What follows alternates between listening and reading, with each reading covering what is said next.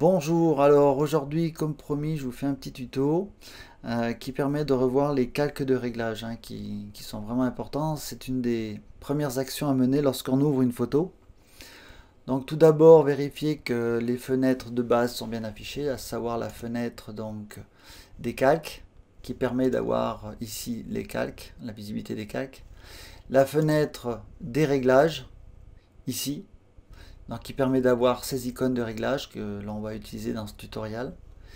Également afficher la fenêtre information, donc qui est ici, ou F8, d'accord. Et puis également de mettre la fenêtre histogramme qui vous permet de voir les valeurs de vos différents points. Alors je vais faire un petit rappel sur l'histogramme. Donc l'histogramme permet de voir les valeurs de votre photo au niveau colorimétrie, c'est-à-dire qu'à gauche vous avez les noirs, au milieu ici vous avez les tons moyens et puis à droite ici vous avez les tons clairs, à savoir les blancs. Si on regarde donc l'histogramme de cette photo, on s'aperçoit qu'il y a beaucoup d'informations qui commencent dans les noirs, mais surtout qui montent en nombre de points au niveau des gris foncés, ce qui correspond à tout l'environnement. Et puis ici vous avez quelques points blancs mais qui ne sont pas vraiment blancs parce que la photo est sous-exposée. Avec ce type d'histogramme et une voiture de couleur blanche, on s'aperçoit que les blancs ne sont pas blancs mais plutôt gris clair ici et non ici. Voilà. Donc il va falloir déplacer la courbe pour qu'elle aille frôler les blancs, sachant que j'ai une voiture blanche. J'aurais pas cette contrainte si j'avais une voiture jaune par exemple et pas de neige. Mais dans le cas présent, on a du blanc, donc il faut qu'ici sur l'histogramme, on voit qu'il y ait du blanc. Donc pour ça, on va faire le calque ici qui s'appelle de réglage d'exposition, qui est bien meilleur que le réglage de luminosité. Donc vous utilisez donc cette icône et vous allez paramétrer l'exposition avec ce curseur exposition. Voilà. Donc à droite, vous allez éclairer votre photo. À gauche, vous allez l'assombrir. Donc moi, le but de la manœuvre, c'est que ma voiture qui est blanche, je la veux située dans les tons très clairs et blancs. Donc je vais remonter tout doucement. Et puis ici, je lâche, l'histogramme se met à jour. Donc je m'aperçois que là, les blancs ont déjà un petit peu monté. Donc je vais continuer à monter tout doucement.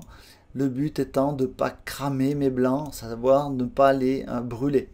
Donc là, on voit dans le cas présent qu'à 0,48, j'ai les blancs qui commencent à vraiment être brûlés.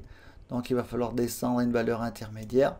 Et là, je m'aperçois que ma courbe est correctement paramétrée, à savoir que les noirs ne sont pas bouchés, ils commencent vraiment dans les valeurs 0.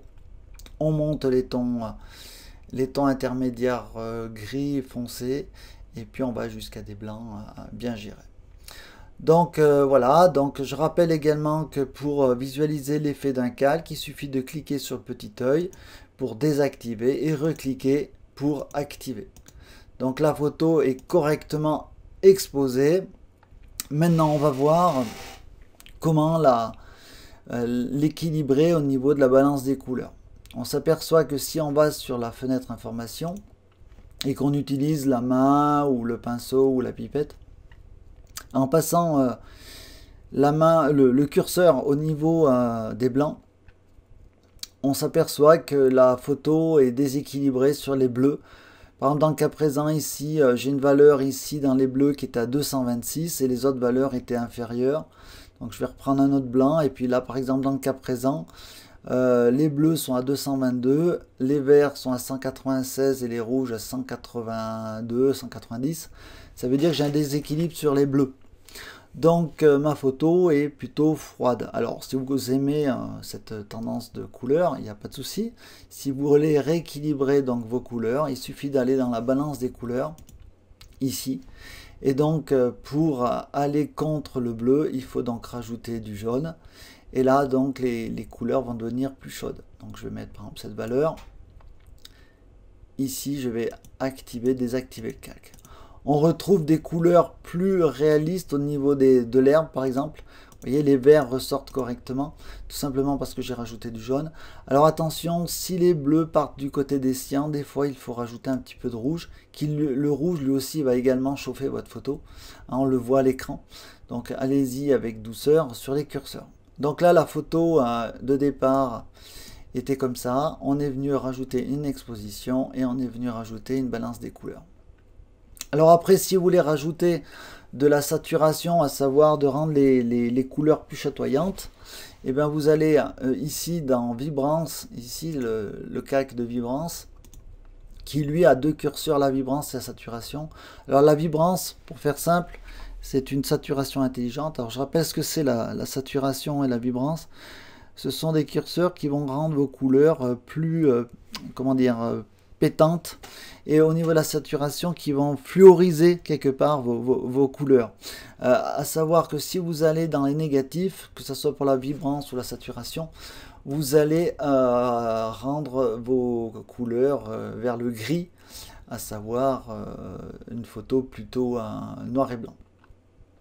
Au contraire, si je mets la saturation, alors je remets la vibrance à 0. Donc là, si je fais de la saturation vraiment très positive, et ben on voit apparaître des couleurs flashy, couleurs fluo. Alors moi, ce que je vous conseille, c'est donc d'utiliser la vibrance et de la doser de manière à ce que ça soit pas trop violent au niveau des changements de couleur. Donc là, je vais vous montrer avant, après. Alors moi j'y vais souvent en douceur sur le curseur, juste pour rendre un petit peu les couleurs plus chatoyantes, plus douces. Voilà, donc là ce sont les calques les plus importants à utiliser. Il existe plusieurs calques, à savoir le calque de la teinte saturation, qui lui va modifier carrément la teinte des couleurs, c'est-à-dire que les couleurs vont basculer sur la palette. À utiliser avec douceur également, moi je l'utilise rarement. Et de plus, j'utilise pas le levier luminosité qui lui est bien moins puissant que le correcteur d'exposition qui est ici. Donc là, je vais jeter le calque à la poubelle. Maintenant, j'ai une photo correctement donc équilibrée au niveau des couleurs et de l'exposition. Je vais profiter de ce tuto pour rappeler comment on cadre une photo. Donc ici, vous avez l'outil de cadrage. Alors vous pouvez ici paramétrer le rapport hauteur-largeur. Par exemple, si vous voulez faire du 10-15, vous aurez un rapport de 2/3. Et donc là, l'ordinateur va vous proposer des cadrages au ratio 2/3. Donc soit vertical, ici, soit horizontal. Et puis donc vous allez recadrer votre photo. Et voilà, n'oubliez pas de respecter les tiers. Et puis si vous voulez un petit peu redresser la photo, il suffit juste de basculer ici avec le curseur dans l'angle, avec la double flèche en forme d'arc de cercle. Voilà, mettons que la photo est correctement cadrée. Je n'ai plus qu'à valider par la touche entrée ou ici par cette touche. Donc là j'appuie sur entrée et ma photo a été recadrée.